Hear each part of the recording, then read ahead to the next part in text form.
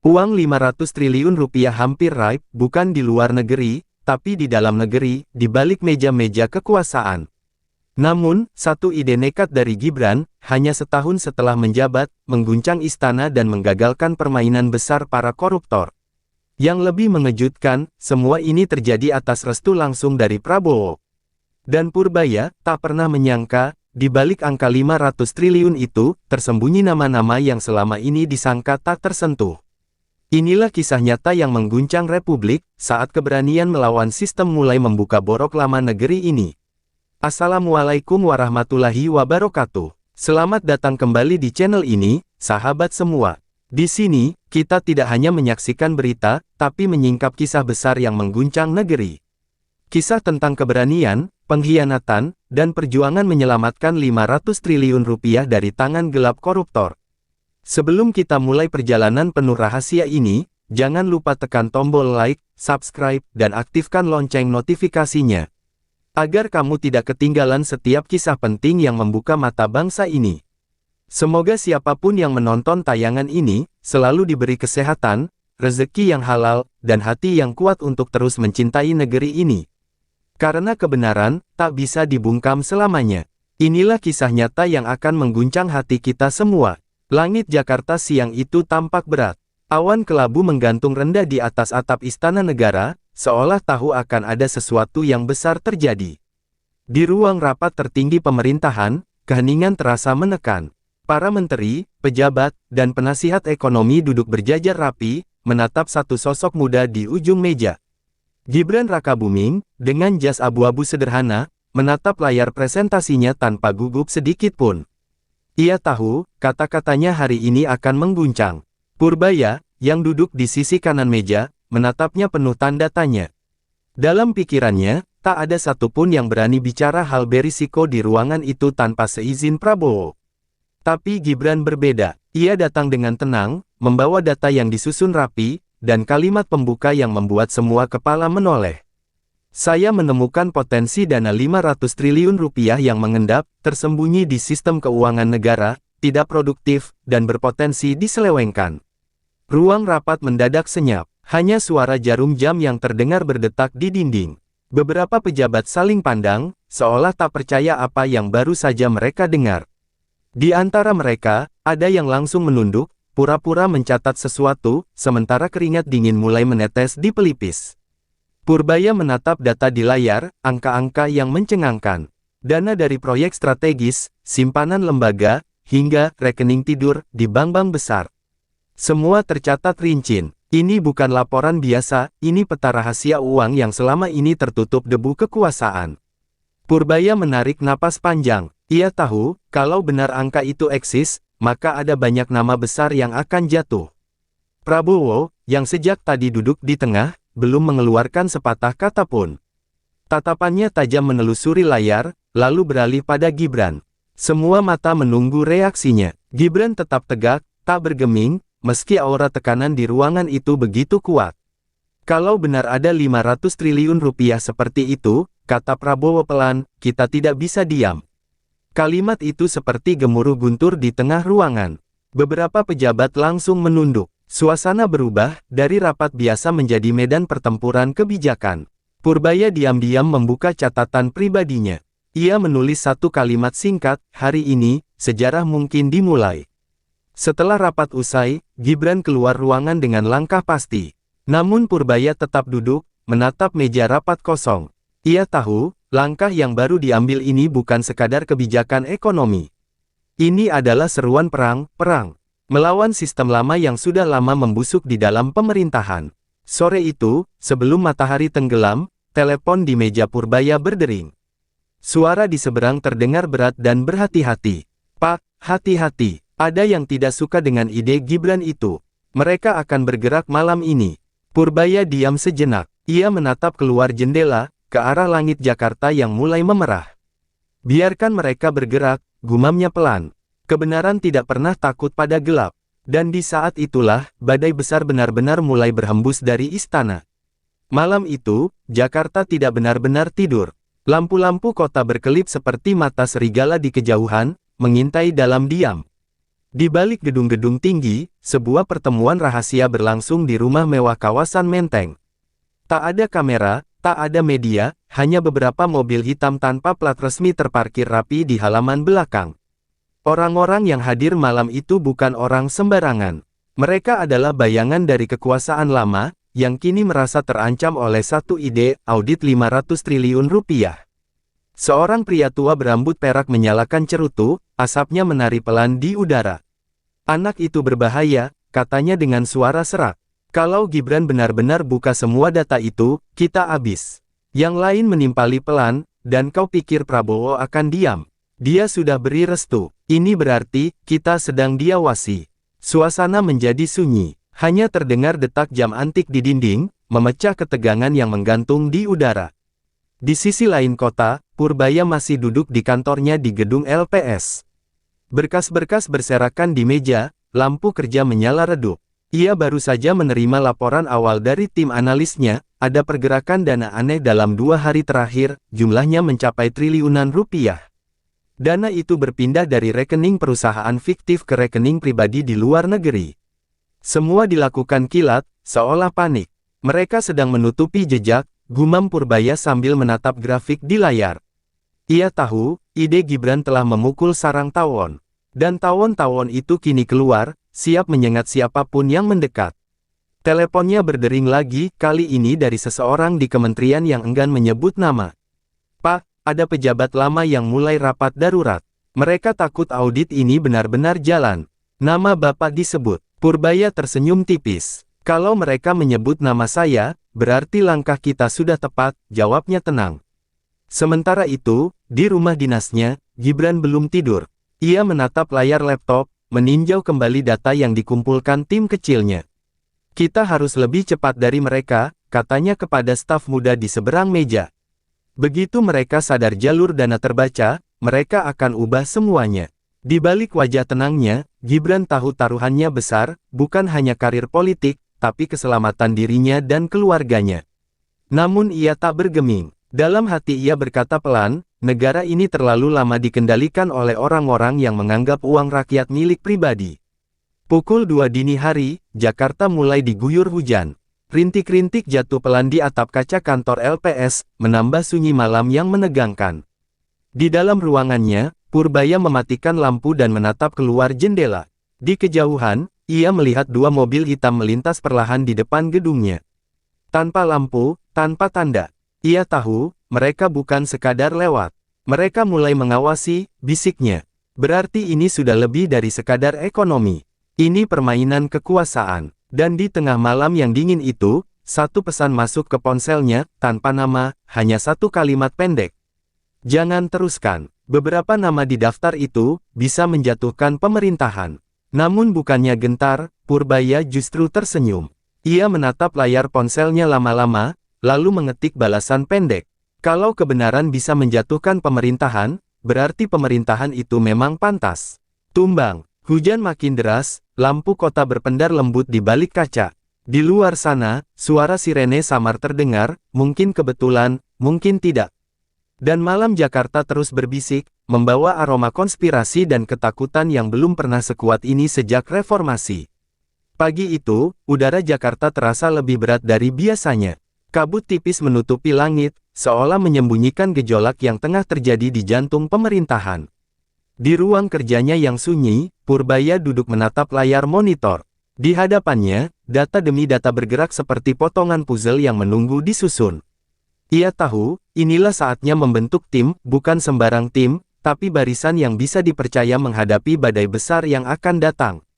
Purbaya memanggil 3 orang kepercayaannya. Seorang mantan analis BI, seorang investigator BPK yang dikenal bersih, dan seorang agen BIN yang namanya bahkan tak tercatat di daftar pegawai negeri. Mereka duduk mengelilingi meja kecil, menatap papan besar penuh catatan rahasia. Di tengah papan itu tertulis besar, 500 triliun rupiah, jejak uang negara yang hilang. Kita tak sedang melawan orang biasa, kata Purbaya pelan. Kita melawan sistem yang sudah berakar puluhan tahun. Mereka mulai memetakan aliran dana. Dari proyek infrastruktur fiktif, rekening perusahaan kosong, hingga lembaga-lembaga yang tidur, tapi terus menerima kucuran dana. Garis-garis merah di papan penghubung semakin banyak, membentuk jaring raksasa yang rumit. Purbaya menatapnya lama, lalu berkata lirih, ini bukan korupsi biasa, ini operasi besar yang melibatkan tangan-tangan kuat. Sementara itu, di sisi lain kota, Gibran menerima laporan singkat dari timnya. Pak, data yang dikirim Purbaya mencocok dengan temuan kami. Ada 72 rekening besar yang saling terkait.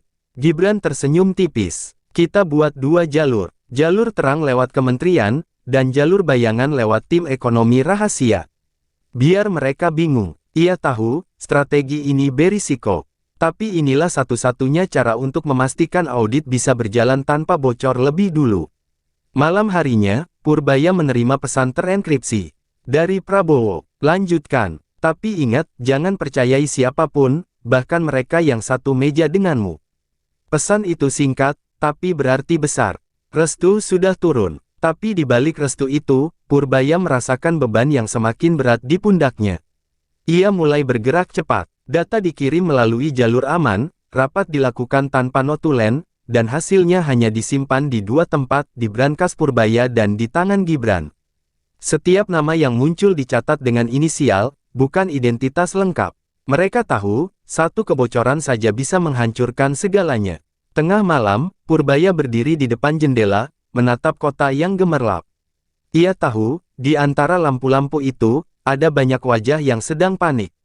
Orang-orang yang dulu merasa aman kini mulai ketakutan. Tapi rasa takut mereka justru jadi bahan bakar bagi langkah Purbaya. Mereka boleh sembunyi, gumamnya, tapi uang tidak bisa berbohong. Sebuah panggilan masuk dari nomor tak dikenal. Suara di seberang bergetar. Pak, saya punya dokumen internal dari proyek energi tahun lalu. Ada tanda tangan yang bukan milik pejabat resmi.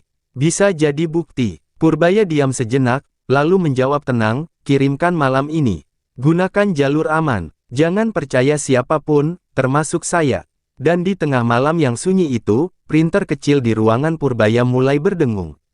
Lembaran demi lembaran keluar, berisi bukti transaksi rahasia, rekening luar negeri, notulen fiktif, dan nama-nama yang selama ini hanya disebut dalam bisik-bisik politik. Ketika lembar terakhir tercetak, Purbaya menatapnya dalam. Ia tahu, lembar-lembar itu bisa mengguncang Indonesia. Permainan telah dimulai, bisiknya pelan. Dan kali ini, kita yang pegang papan catur. Pagi itu, udara di Istana Merdeka terasa berbeda. Matahari memancar lembut, tapi hawa tegang sudah menggantung di setiap lorong. Pasukan pengamanan presiden berdiri lebih rapat dari biasanya, seolah mengetahui hari itu akan ada keputusan besar yang mengubah arah negeri. Di ruang oval yang sunyi, Prabowo duduk di kursi utamanya. Di depannya hanya ada 2 orang, Gibran dan Purbaya. Tak ada staf, tak ada protokol. Hanya 3 orang, 3 tekad, dan 1 rahasia besar, 500 triliun rupiah uang rakyat yang tersembunyi. Gibran membuka pembicaraan dengan tenang. Pak, kami sudah menemukan jejak awal. Sebagian besar dana itu berpindah dalam bentuk deposito jangka panjang dan proyek yang tak pernah terrealisasi. Purbaya menimpali pelan, menaruh beberapa berkas di meja kayu besar. Kalau audit ini diteruskan, banyak nama besar akan terbongkar, Pak. Tapi kalau kita berhenti sekarang, sistem ini akan terus menggerogoti negara dari dalam. Prabowo menatap mereka dalam diam. Matanya tajam seperti sedang menembus isi pikiran kedua orang di depannya. Ruangan seolah membeku. Suara pendingin ruangan terdengar jelas, dan detak jam dinding terasa lambat, berat, seperti detak sejarah yang menunggu keputusan besar. Akhirnya, Prabowo bersandar ke kursinya. Ia menautkan jari-jarinya di depan dada, menatap Purbaya dan Gibran bergantian.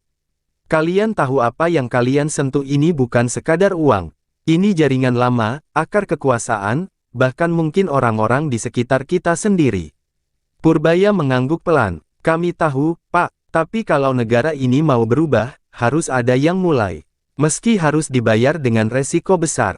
Hening sejenak, Prabowo menatap wajah Gibran, lalu tersenyum tipis. Kau berani sekali untuk anak seusiamu, katanya lirih. Tapi kadang, justru darah muda yang membawa keberanian yang sudah hilang di generasi kami. Lalu, dengan gerakan perlahan, Prabowo berdiri. Ia berjalan menuju jendela besar di belakangnya, menatap halaman istana yang hijau, burung-burung melintas di langit. Aku sudah terlalu lama melihat negara ini dijarah oleh mereka yang berpakaian rapi tapi berhati kotor, ujarnya berat. Kalau kalian benar-benar ingin membongkar ini, aku tidak akan menghalangi. Tapi ingat, sekali kalian masuk, tak ada jalan mundur. Gibran menunduk hormat. Kami siap, Pak. Purbaya menatap Prabowo dengan tatapan teguh. Demi negara, kami tidak akan mundur, walau hanya selangkah. Prabowo memutar tubuhnya perlahan, langkahnya mantap. Lalu dengan suara dalam yang menggema di ruangan itu, ia berkata, "Baik, dengan ini, kalian resmi saya beri restu. Jalankan operasi ini dengan satu prinsip, jangan takut. Karena takut adalah pintu pertama menuju kekalahan." Suasana hening berubah sakral, seolah udara pun menahan napas mendengar kalimat itu. Gibran dan Purbaya berdiri tegap. Dalam hati mereka, restu itu bukan sekadar izin, tapi perintah suci untuk membersihkan negeri dari dosa lama yang terlalu lama disembunyikan. Saat mereka keluar dari ruangan, cahaya matahari menerobos jendela besar, membias ke dinding istana. Gibran menatap ke langit biru, dan Purbaya berkata pelan, "Hari ini, kita tidak lagi cuma ekonom atau politisi. Kita sudah jadi bagian dari sejarah." Dan di balik dinding istana, di ruang gelap yang tak terlihat kamera, seorang pria yang mendengarkan dari jauh menutup laptopnya perlahan. Di layar terakhir, tertulis, "Operasi dimulai, target 500 triliun. Hentikan mereka sebelum semuanya terbuka." Hujan baru saja reda ketika mobil dinas Purbaya berhenti di halaman gedung LPS. Malam itu Jakarta tampak tenang, tapi hatinya gelisah. Dari pagi ia sudah merasa ada sesuatu yang tidak beres, telepon diam, pesan tidak terkirim, dan beberapa pertemuan mendadak dibatalkan tanpa alasan jelas. Purbaya tahu, tanda-tanda seperti ini tak pernah datang tanpa sebab. Ada kekuatan yang sedang bergerak di balik layar, dan malam itu, ia akan melihat wujudnya. Setibanya di ruang kerjanya, asisten pribadinya, Reno, menghampiri dengan wajah cemas. "Pak, ini ditemukan di depan pintu ruang Bapak. Tidak ada pengantar, tidak ada catatan." Reno meletakkan sebuah amplop coklat di meja. Di dalamnya, hanya ada satu benda kecil, sebuah flash disk hitam polos tanpa label. Purbaya menatapnya lama, jantungnya berdetak lebih cepat dari biasanya. Insting lamanya sebagai ekonom penyelidik berbisik, ini bukan pesan biasa. Dengan hati-hati, ia colokkan flash disk itu ke laptop yang tidak terhubung ke jaringan. Layar monitor berkedip, menampilkan folder bertuliskan, Real ACCOUNT, Internal UC Only. Ketika ia membukanya, matanya terbelalak. Puluhan dokumen muncul, laporan transfer, tanda tangan elektronik, nama perusahaan cangkang, bahkan notulen rapat rahasia. Di pojok bawah, tertera angka yang membuat tubuhnya kaku, 503.279 miliar rupiah. "Ya Tuhan," bisiknya pelan. "Angka ini nyata." Ia membuka satu file berisi daftar penerima dana. Di sana, tertera nama-nama besar pengusaha, mantan pejabat tinggi, bahkan tokoh politik yang masih aktif. Semuanya pernah menguasai posisi penting di negeri ini. Di antara mereka, beberapa adalah orang yang selama ini dikenal dekat dengan istana. Purbaya terdiam lama. Ia tahu, kalau data ini benar, maka inilah bukti paling mematikan yang pernah dimiliki Indonesia sejak reformasi. Tiba-tiba layar laptop berkedip. Satu pesan pop-up muncul tanpa ia buka. "Mereka tahu kau sudah melihat ini. Jangan percayai siapapun." Sekujur tubuhnya menegang. Ia segera mencabut flash disk dan mematikannya. Lampu ruangan terasa redup, udara seakan membeku. Di luar, angin berdesir membawa bunyi samar, mungkin hanya ranting bergoyang, atau mungkin pengawasan yang tak terlihat. Beberapa menit kemudian, ponselnya bergetar. Nomor tak dikenal. Suara di ujung sana terdengar datar. "Pak Purbaya, data itu bukan untuk Anda. Kembalikan, atau semua akan hilang." Sebelum ia sempat menjawab, sambungan terputus. Layar ponsel langsung gelap. Tidak ada sinyal, tidak ada jaringan. Purbaya menarik napas dalam. Ia menatap flash disk di tangannya.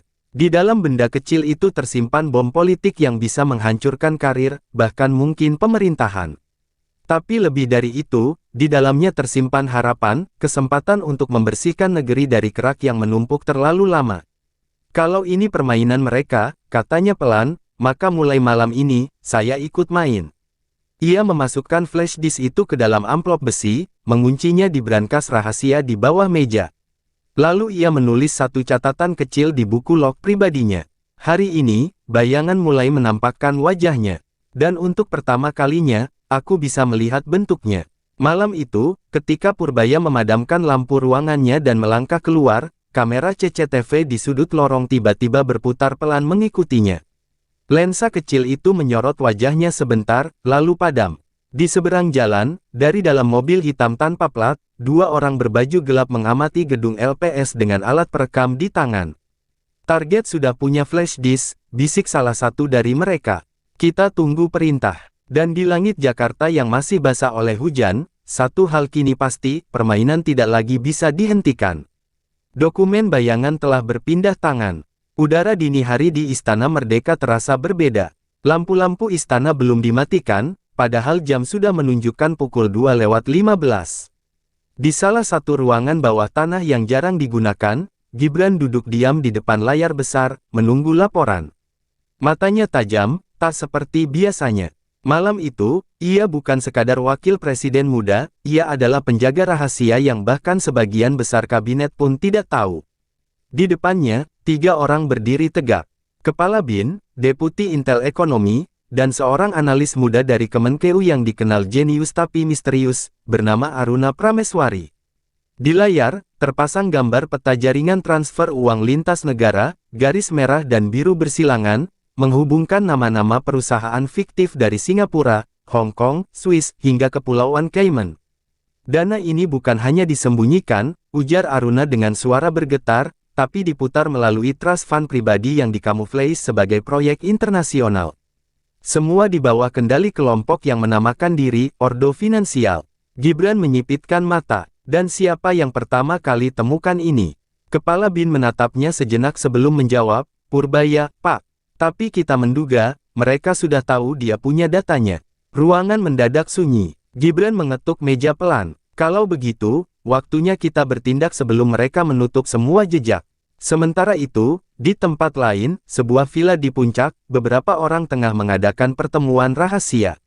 Di atas meja, terpampang dokumen mirip dengan yang ditemukan Purbaya, hanya saja satu lembar berbeda, di situ ada nama seseorang yang tidak disangka siapapun, nama Gibran sendiri.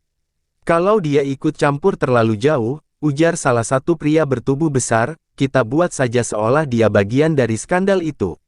Publik akan menghancurkan reputasinya tanpa kita perlu menyentuhnya. Tawa dingin menggema di ruangan itu. Kembali ke istana, Aruna memperlihatkan satu dokumen yang baru diterjemahkan. Ini data dari sistem enkripsi Swiss. Ada indikasi seseorang dari lingkar dalam pemerintah ikut menyuplai data rahasia ke jaringan luar. Gibran menatap layar itu. Ada foto wajah seseorang yang buram, tapi cukup jelas untuk membuat darahnya berdesir. Tidak mungkin, dia, gumamnya pelan. Kepala BIN hanya mengangguk pelan. Semua bukti mengarah ke sana, Pak. Tapi kita perlu waktu untuk memastikan. Purbaya yang malam itu sudah berada di rumahnya mendapat panggilan rahasia. Suara di ujung telepon adalah milik Gibran sendiri.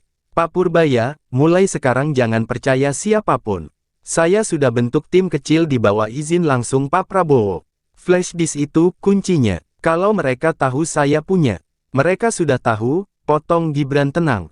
Tapi kali ini, mereka tidak akan menang. Di bawah bendera yang tak terlihat, tim rahasia ini diberi nama, Unit Bayangan, Gabungan Intel Ekonomi, ahli forensik digital, dan analis kebijakan. Mereka bergerak senyap, tanpa dokumen resmi, tanpa jejak birokrasi. Semua laporan hanya naik ke 3 orang, Gibran, Purbaya, dan Prabowo. Malam demi malam, data terus dikumpulkan, hubungan disusun, dan perlahan, peta korupsi terbesar dalam sejarah negeri ini mulai terlihat jelas di depan mata mereka. Namun di ujung sistem Intel, seseorang mulai membocorkan pergerakan tim rahasia itu. Nama-nama anggota unit bayangan mulai bocor di forum gelap luar negeri. Beberapa di antaranya menghilang dalam perjalanan pulang, tanpa jejak. Gibran menatap laporan kehilangan itu sambil mengepalkan tangan. Mereka pikir bisa menghapus sejarah, katanya pelan, tapi kali ini, sejarah akan menulis mereka. Dan malam itu, di langit Jakarta yang kelabu, Prabowo turun tangan langsung. Ia memerintahkan pengamanan tingkat tertinggi dan berkata satu kalimat pendek kepada Gibran lewat telepon, kau sudah menyentuh sarang naga, nak. Sekarang jangan mundur, biar aku yang berdiri di belakangmu. Malam itu Jakarta tampak sunyi, tapi udara terasa berat. Di salah satu hanggar militer yang sudah lama tak digunakan di Halim, 3 mobil hitam berhenti tanpa suara. Dari dalamnya keluar sejumlah orang berpakaian gelap, wajah mereka disembunyikan di balik topeng taktis. Di antara mereka, tampak Purbaya, wajahnya serius, matanya memantulkan tekad yang dingin. Tak lama, Gibran turun dari mobil terakhir, mengenakan jaket hitam tanpa lambang. Ia menatap jam tangannya. Kita mulai dalam 20 menit, katanya pelan. Target, server utama Ordo Finansial. Lokasi di Kompleks Perbankan Virtual, kawasan Mega Kuningan. Semua operasi tanpa suara. Sementara itu, dari ruangan terpisah di istana, Prabowo berdiri di depan layar besar menampilkan peta kota Jakarta dengan titik-titik merah yang terus bergerak. Ia berkomunikasi langsung lewat saluran aman. Semua sudah disetujui. Jika operasi ini berhasil, kita bisa selamatkan 500 triliun rupiah uang negara dari tangan mereka. Tapi jika gagal, mereka akan balik menyerang dengan lebih kejam. Suara Prabowo terdengar berat tapi tegas. Jangan ada yang gentar. Malam ini, Indonesia sedang diuji. Tepat pukul 2, operasi dimulai. Unit bayangan bergerak dalam senyap, menyusup ke gedung kaca tinggi di Kuningan yang tampak seperti kantor biasa. Tapi di lantai basement, tersembunyi pusat data ilegal dengan sistem keamanan berlapis. Di sanalah mereka menyimpan catatan transaksi dari jaringan internasional. Purbaya bersama 2 agen digital forensik menembus sistem dengan kode yang diberikan Aruna, kode yang hanya bisa digunakan sekali. Sementara Gibran memantau dari mobil komando, matanya menatap layar monitor dengan fokus penuh. Firewall pertama tembus, suara Aruna terdengar lewat radio. Kita tinggal 30 detik sebelum alarm sistem aktif. Namun sebelum detik ke-20, layar tiba-tiba gelap. Sinyal komunikasi terputus. Semua perangkat mati bersamaan. Mereka tahu kita datang, teriak salah satu agen. Lampu darurat menyala merah, dan suara langkah sepatu bergema dari ujung lorong. Purbaya menarik napas dalam, lalu berkata pelan, kita tak bisa mundur. Teruskan unduh datanya. Sementara ia berusaha menyalin berkas dari server utama, seorang pria bertubuh tinggi muncul dari bayangan, wajahnya ditutupi masker, tapi suara beratnya terdengar jelas. Kalian terlalu jauh mencampuri urusan besar. Ia melepaskan masker, menampakkan wajah yang tak disangka siapapun, mantan pejabat tinggi yang dulu dikenal sebagai reformis, tapi ternyata dalang di balik semua jaringan korup itu. Di saat yang sama, Gibran yang memantau dari mobil menyadari seluruh jaringan komunikasi disabotase. Ia menatap layar monitor yang bergetar, lalu menekan tombol darurat. Protokol Alpha, sekarang. Dalam hitungan detik, lampu seluruh gedung padam total. Suara helikopter militer terdengar dari atas, tim evakuasi datang membawa sinar biru menembus langit malam Jakarta. Purbaya berhasil keluar sambil membawa 1 chip data, bukan seluruhnya, tapi cukup untuk membuktikan bahwa dana 500 triliun rupiah benar-benar ada dan siap diselamatkan. Saat mereka naik ke helikopter, Gibran menyambutnya dengan wajah tegang tapi lega. Kita belum menang, Pak, kata Gibran. Tapi malam ini, kita selamatkan harapan bangsa, jawab Purbaya pelan. Di layar monitor istana, Prabowo tersenyum tipis. Ia tahu permainan baru saja dimulai. Mereka akan menyerang balik, gumamnya. Tapi kali ini, kita punya bukti. 2 hari setelah operasi rahasia di Kuningan, suasana nasional tiba-tiba berubah. Media sosial meledak. Tagar-tagar skandal Gibran trending di seluruh platform. Berita utama di televisi swasta menayangkan, bocoran dokumen, yang menuduh Gibran dan Purbaya terlibat dalam penggelapan dana 500 triliun rupiah. Video rekayasa beredar, memperlihatkan sosok mirip mereka sedang menandatangani surat perintah transfer. Dalam hitungan jam, reputasi mereka nyaris hancur. Di ruang krisis istana, Gibran menatap layar yang menampilkan berita itu berulang-ulang. Mereka lebih cepat dari yang kita kira, katanya dengan nada dingin. Purbaya berdiri di sampingnya, wajahnya pucat tapi tegas. Ini bukan sekadar fitnah. Mereka ingin kita jadi kambing hitam agar publik kehilangan arah. Di ujung meja, Prabowo duduk diam, kedua tangannya mengepal di atas meja kayu tua. Ordo Finansial sudah menyerang balik. Dan mereka pakai senjata paling kuat, opini rakyat. Dalam 24 jam, kepercayaan publik anjlok. Tokoh-tokoh politik yang dulu mendukung kini mulai menjaga jarak. Bahkan beberapa pejabat senior di kementerian mulai menghapus pesan lama dan menolak rapat bersama Gibran.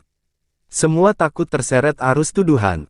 Namun di balik kepanikan itu, Aruna menemukan sesuatu, pola identik dari ribuan akun media sosial yang menyebarkan berita palsu. Ini bukan spontan, Pak, ujarnya cepat. Ini operasi siber besar-besaran. Server mereka berasal dari luar negeri. Mereka ingin mengubah persepsi publik sebelum data asli kita sempat dibuka. Gibran menatap Purbaya, lalu berkata mantap, kalau begitu, kita buka datanya sekarang. Tidak peduli resikonya, tapi Purbaya menggeleng. Belum bisa, chip itu masih terenkripsi. Kalau kita paksa buka, seluruh isi bisa terhapus permanen.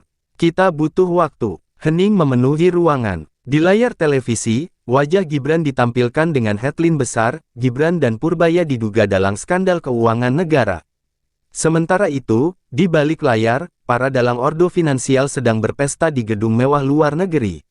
Salah satu dari mereka, pria tua berjas abu-abu, tersenyum puas.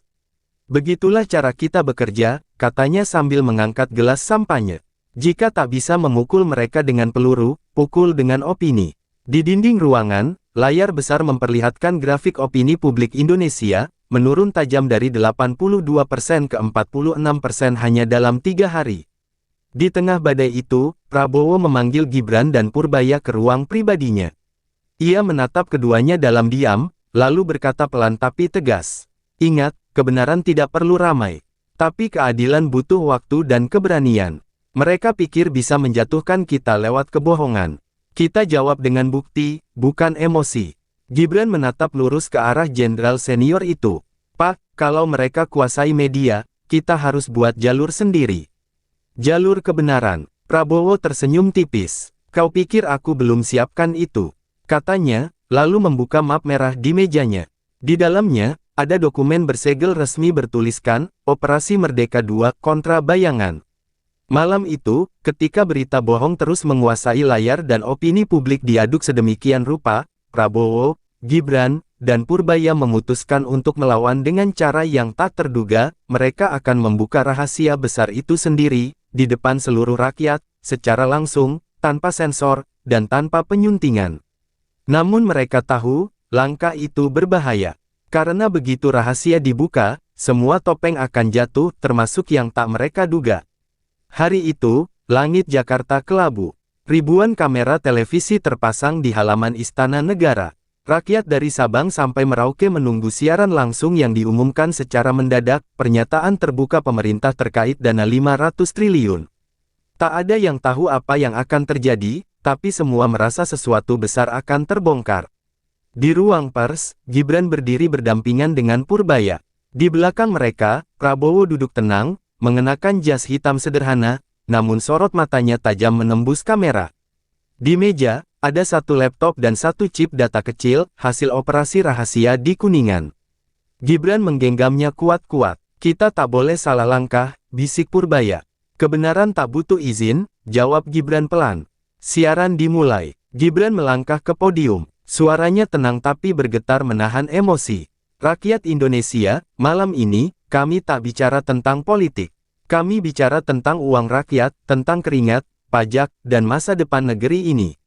Ia mengangkat chip kecil itu ke depan kamera. Di dalam benda ini, tersimpan data penggelapan terbesar dalam sejarah negara. Nilainya, lebih dari 500 triliun rupiah. Di seluruh negeri, jutaan mata menatap layar. Media internasional ikut menyiarkan langsung. Tapi di balik layar, orang-orang Ordo Finansial mulai panik. Mereka tahu, jika data itu dibuka, seluruh jaringan mereka, dari politikus, pengusaha, hingga bank luar negeri, akan terbakar. Matikan siaran itu sekarang juga, teriak seseorang di markas rahasia mereka. Puluhan hacker mulai bekerja. Tiba-tiba layar siaran di beberapa stasiun televisi bergoyang, lalu padam. Sinyal diserang, jaringan diretas. Dalam sekejap, separuh saluran nasional mati total. Purbaya yang melihat lampu indikator berkedip langsung tahu apa yang terjadi. Mereka sabotase sistem kita. Namun sebelum panik meluas, Prabowo berdiri, menghampiri meja kontrol cadangan yang sudah ia siapkan jauh-jauh hari. Gunakan jalur darurat, katanya tegas. Siaran lewat satelit militer. Dan tiba-tiba, layar televisi di seluruh Indonesia menyala kembali.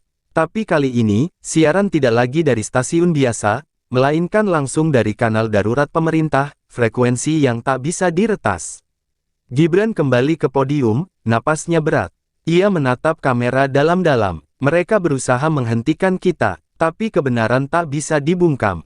Malam ini, rakyat berhak tahu segalanya. Lalu, di hadapan dunia, ia menekan tombol di laptop. Data demi data muncul di layar besar di belakang mereka, nama perusahaan fiktif, rekening luar negeri, notulen rapat rahasia, dan transaksi mencurigakan yang melibatkan tokoh-tokoh besar negeri ini.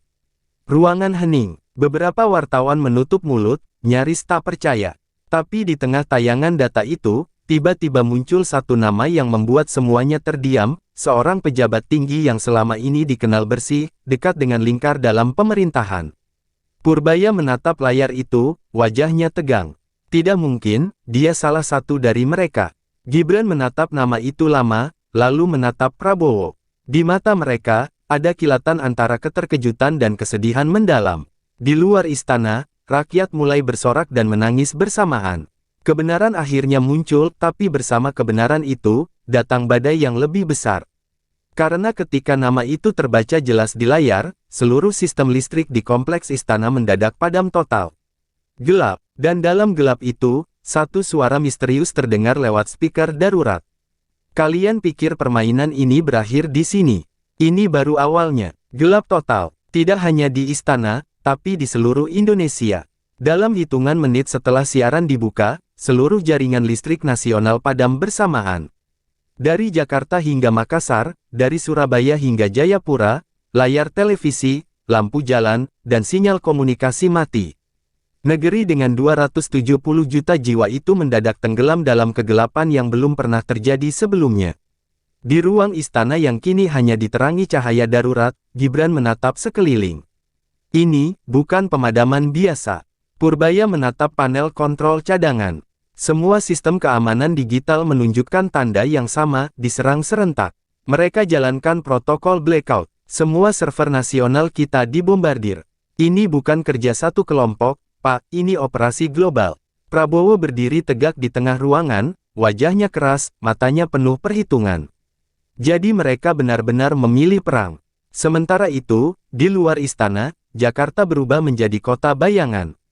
Lampu padam, lalu lintas berhenti, orang-orang berteriak di jalan. Di ponsel warga hanya muncul satu pesan aneh dari pengirim tak dikenal. Kebenaran memiliki harga. Suasana mencekam. Dalam kegelapan itu, muncul rumor bahwa bank-bank besar diserang. Sistem ATM lumpuh, rekening tak bisa diakses. Sebagian masyarakat mulai panik. Di markas cadangan di Bandung, Aruna berusaha menyalakan server darurat yang disiapkan BIN. Kita bisa nyalakan ulang jaringan nasional. Kalau dapat akses satelit militer, katanya tergesa. Gibran mengangguk. Lakukan apapun yang perlu. Malam ini kita tak boleh menyerah. Sementara Prabowo berbicara lewat radio militer. Siagakan pasukan cyber dan pertahanan strategis. Jangan biarkan satu pun data rakyat dihapus. Ini serangan terhadap kedaulatan negara. Beberapa jam kemudian, berita dari luar negeri mulai masuk melalui jalur diplomatik, pasar internasional panik, nilai rupiah jatuh drastis, investor asing menahan napas. Tapi anehnya, tak ada satupun negara yang mau membantu. Semua diam, seolah sudah tahu apa yang sedang terjadi. Purbaya menatap laporan itu dengan wajah tegang. Mereka semua bagian dari jaringan ordo finansial, Pak. Kita sedang melawan kekuatan global. Menjelang dini hari, Gibran duduk di ruang darurat, wajahnya letih tapi matanya tetap menyala. Ia menatap layar hitam laptopnya, lalu berbisik. Kalau mereka mau gelapkan negeri ini, maka kita nyalakan cahaya dari dalam. Ia menoleh ke Purbaya. Kita punya salinan data cadangan, kan? Purbaya mengangguk. Tapi tidak di sini. Disimpan di lokasi rahasia, tempat yang hanya satu orang tahu. Prabowo mendekat, menatap keduanya tajam. Kau maksud, tempat itu? Purbaya mengangguk pelan. Ya, Pak, di bawah kompleks lembaga penjamin simpanan. Aksesnya manual, tanpa jaringan. Mereka tak bisa jangkau dari luar. Prabowo berpikir sebentar, lalu menatap Gibran. Kalau begitu, kita menuju ke sana malam ini juga. Kita ambil kembali kendali negeri ini, dari bawah tanah kalau perlu.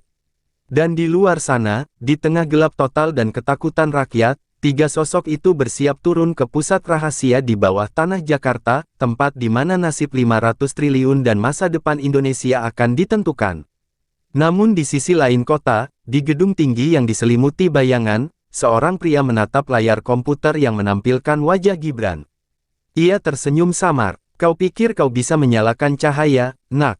Kau lupa, kami yang mematikan matahari. Udara dini hari di Jakarta masih gelap total. Hanya lampu merah darurat yang berkedip di beberapa titik jalan. 3 mobil tanpa tanda berhenti di depan gedung lembaga penjamin simpanan LPS yang tampak sepi dan tertutup.